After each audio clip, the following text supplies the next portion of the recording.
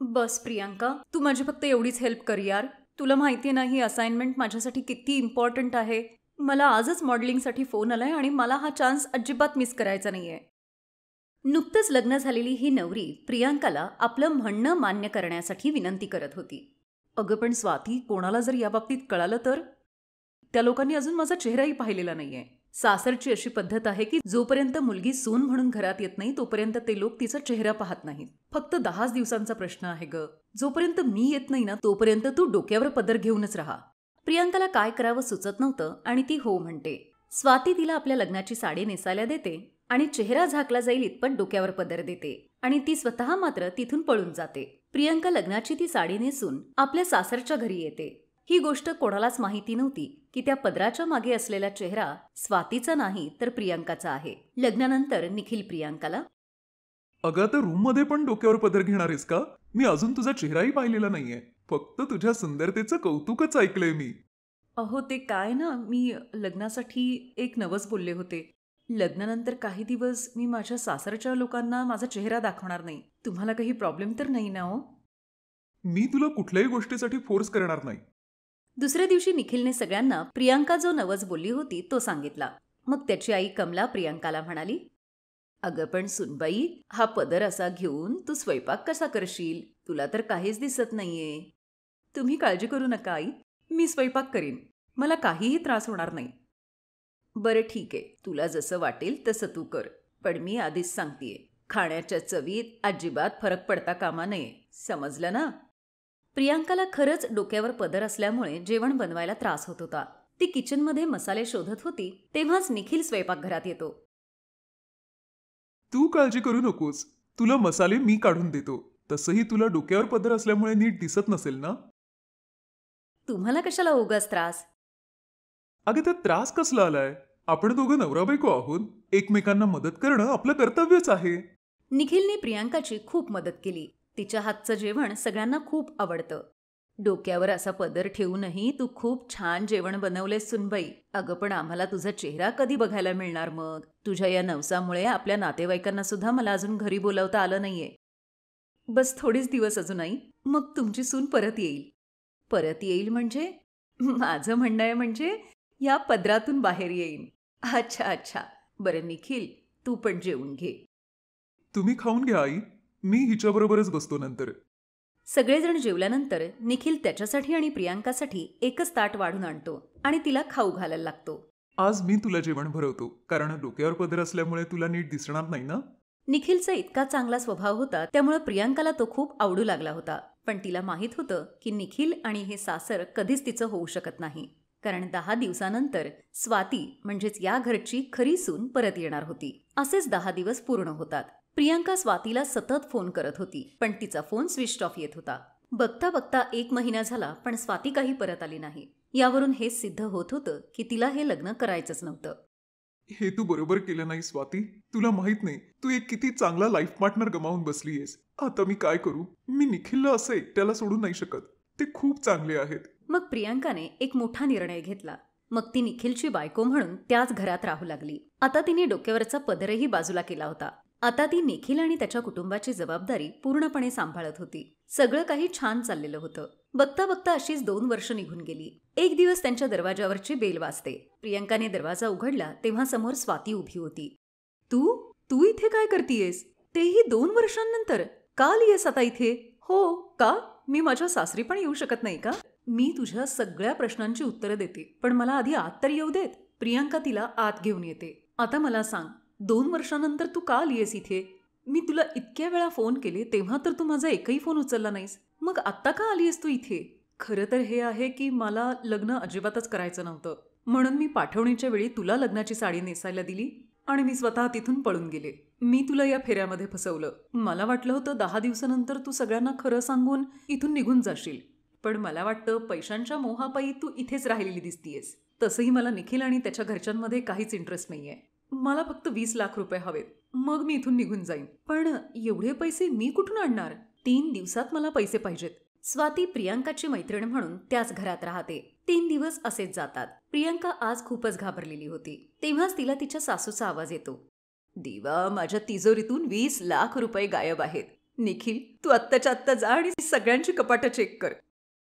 निखिल सगळ्यांच्या rooms check करतो तेव्हा त्याला स्वातीच्या बेडच्या खाली 20 लाख रुपये दिसतात. दिवा दिवा, सुनबाईची मैत्रीण चोर निघाली. तू आत्ताच्या आत्ता पोलिसांना बोलाव. मी काही पैसे घेतलेले नाहीयेत. मी तर या घरची खरी सून आहे. मग मला चोरी करायची काय गरज आहे? म्हणजे काय? म्हणजे मी सांगते. लग्नानंतरच स्वाती तुला सोडून निघून गेली होती आणि तिने आपली मैत्रीण प्रियांकाला इमोशनल ब्लॅकमेल करून इथे पाठवलं होतं आणि आता ती पैशांच्या मोहापायी इथे परत आलीये. पण खरं सांगू, ही गोष्ट मला आधीपासूनच माहीत होती. त्या रात्री मी तुमच्या दोघींचं बोलणं ऐकलं होतं. पण आज मी अगदी आनंदी आहे की तुझ्यासारखी मुलगी माझी सून नाहीये म्हणून. आमच्यासाठी तर प्रियांकाच आमच्या घरची सून आहे. आता निघतेस इथून का बोलवू पोलिसांना ग? मी जाते इथून आणि पुन्हा परत कधी या घरात येणार नाही. पण तुम्ही प्लीज पोलिसांना बोलवू नका. स्वाती तिथून कायमची निघून जाते. कमला आणि निखिल प्रियांका बरोबर अगदी आनंदाने राहू लागतात.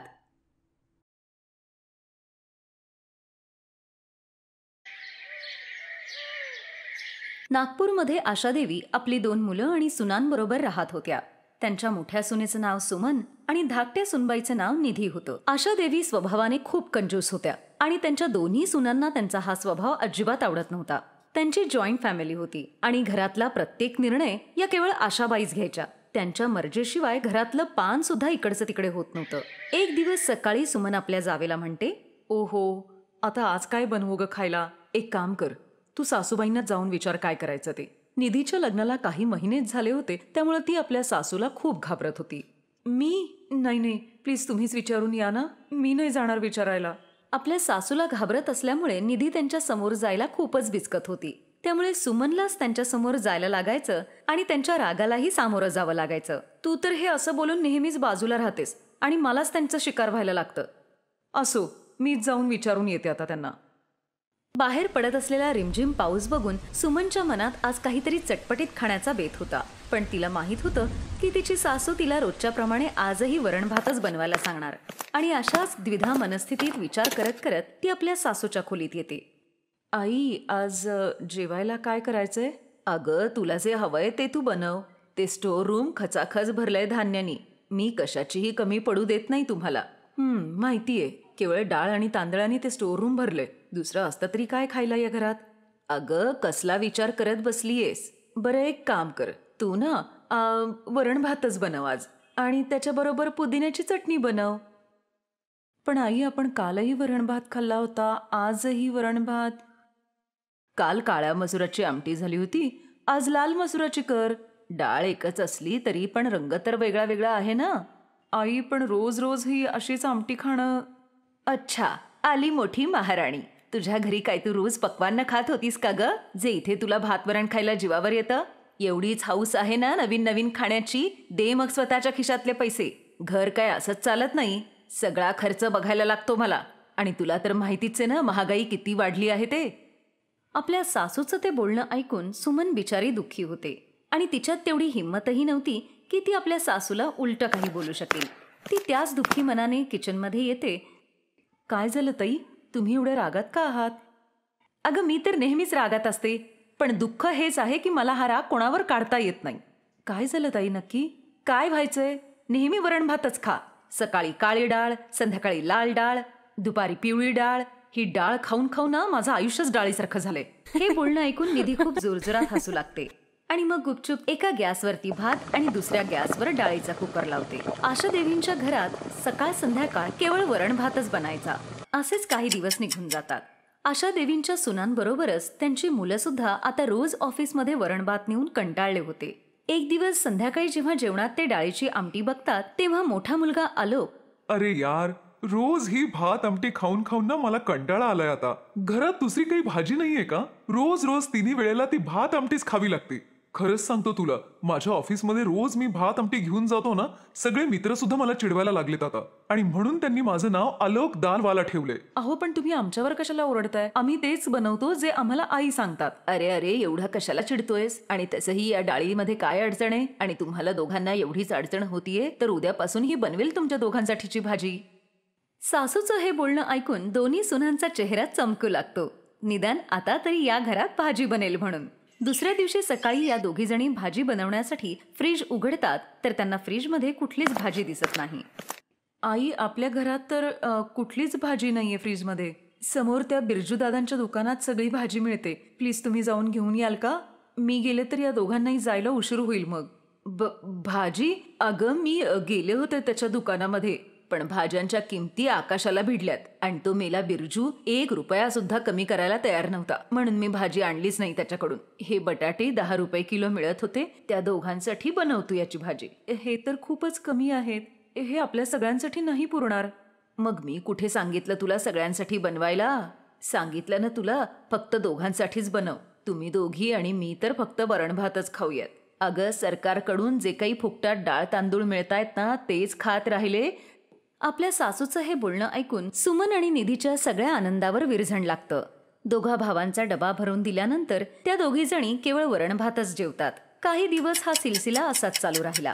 आता आलोक आणि नितीनच्या डब्यामध्ये एकतर वरण भात असायचा किंवा बटाट्याची भाजी असायची. आई, अगं हे काय? रोज रोज वरण आणि ती बटाट्याची भाजी खाऊन आता आम्ही कंटाळलोय. आम्ही आमचा पगार तुला देतो ना, मग तू भाजी का नाही आणत? खूप नखरे वाढलेत रे तुम्हा दोघा भावांचे. जर आपल्याला फुकटात डाळ तांदूळ मिळतायत, मग उगाच कशाला रे भाजीवर खर्च करायचा? अरे, जरा बचत करायला शिका, बचत. नाहीतर एक दिवस सगळेच उपाशी मराल. आणि जोपर्यंत मी जिवंत आहे तोपर्यंत या घरात हेच बनत राहील. आशा देवी कधीच कोणाचं म्हणणं ऐकून घेत नव्हती आणि याचाच परिणाम म्हणून दोघही भाऊ गुपचूप बाहेर खाणं खाऊ लागले आणि रोज बाहेरचं खाणं खाऊन त्यांचं पोट खराब होऊ लागलं. एका रात्री दोघही पोट धरून जोर जोरात ओरडत होते. सुमन, माझ्या पोटात खूप दुखतंय ग. लवकर तू डॉक्टरांना फोन करून बोलवून घे. तेव्हा सुमन सुद्धा चक्कर येऊन खाली पडते. अरे देवा, हे सगळं नेमकं काय चाललंय? सुमन, अगं उठ. आई, मी आत्ता डॉक्टरांना फोन करून बोलावते. थांब जरा, डॉक्टरांना बोलवायची गरज नाहीये. मी आत्ता तुमची दृष्ट काढते आधी. देवा देवा, नक्कीच माझ्या घराला कोणाची तरी नजर लागलेली दिसतीये. बास करा आई, आता खूप झाला तुमचा कंजूसपणा. निधी लगेच डॉक्टरांना फोन करून घरी बोलावते. या दोघांनीही बाहेरचं खाणं खूप खाल्ल्यामुळे त्यांचं पोट खराब झालेलं आहे. मी त्यांना इंजेक्शन आणि काही गोळ्या दिल्या आहेत. थोड्या वेळात त्यांना बरं वाटेल. आणि तुमची सुनबाई बहुतेक भाज्या नीट खात नसल्यामुळे आवश्यक ती पोषक तत्व त्यांच्या शरीराला मिळत नाहीत. त्यामुळे मी त्यांना मल्टीव्हिटॅमिनचं एक इंजेक्शन दिलंय. काही वेळातच त्यांनाही शुद्ध येईल. पण यांनी जर सगळ्या भाज्या खाल्ल्या नाहीत तर काही दिवसातच पुन्हा त्यांना हॉस्पिटलमध्ये ऍडमिट करावं लागेल. तुम्हा लोकांना समजत कसं नाही?